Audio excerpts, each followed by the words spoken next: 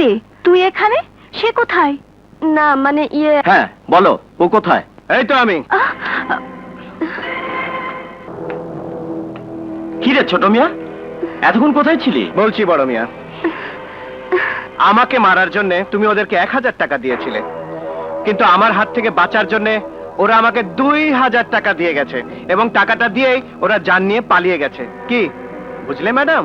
হ্যাঁ, আমার সাথে প্রেমের অভিনয় করেছো, কিন্তু অভিনয়ের আরো কিছু বাকি আছে। আমি তোমাকে সেটা শিখিয়ে দিচ্ছি।